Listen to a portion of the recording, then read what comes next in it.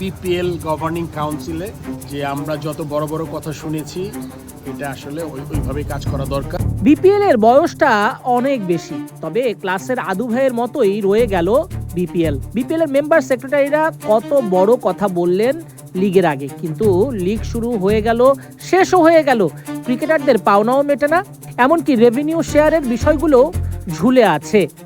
এমনকি মৃত কোচ মাহবুব আলী জ্যাকিও টাকা পান না।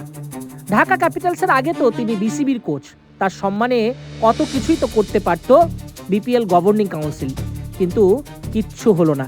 শোক প্রকাশ করেই শেষ ঢাকা ক্যাপিটালসের দায়িত্ব, বিপিএল গভর্নিং কাউন্সিলের দায়িত্ব।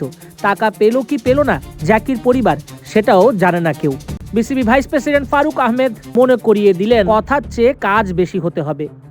এবং ক্রিকেট বোর্ডের যারা দায়িত্বে আছেন, স্পেশালি বিপিএল গভর্নিং কাউন্সিলে, তাদেরকে আমি সবিনয়ে অনুরোধ করব যে আমরা যত বড় বড় কথা শুনেছি এটা আসলে ওইভাবেই কাজ করা দরকার। স্পেশালি জাকির কথাটা যখন শুনলাম কালকে, আমি একটা নিউজ হয়েছে, এটা ভালো লাগেনি আমার এইটা। এবং আরেকটা জিনিস আমি শুনেছি কালকে, একজন বোধহয় গভর্নিং কাউন্সিলের মেম্বার সেই কথা বলছিলেন যে আমাদের যেই এবার আমরা প্রমিস করেছিলাম যে রেভিনিউ শেয়ার করব, ওইটার ব্যাপারে কিছু নাই। আপনার রেভিনিউ শেয়ার করার একটা ডিসিশন নিয়ে প্রেসিডেন্ট আসছেন, ওনার সাথে কথা বলে আমার মনে এটা করে ফেলা দরকার।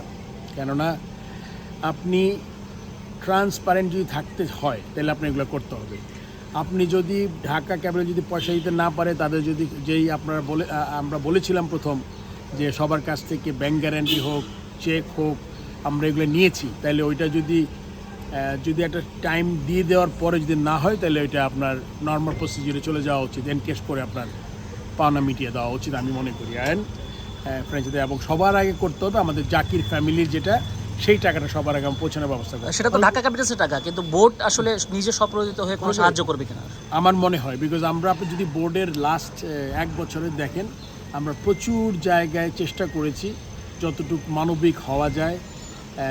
আমি যদি মনে করতে আমাদের মারা গেলেন ওই অঘর মণ্ডল, আমাদের সময়ের জার্নালিস্ট ছিলেন, তারপরে আপনার অনেকেই আম্পায়ার, তারপরে একটা স্কোরার।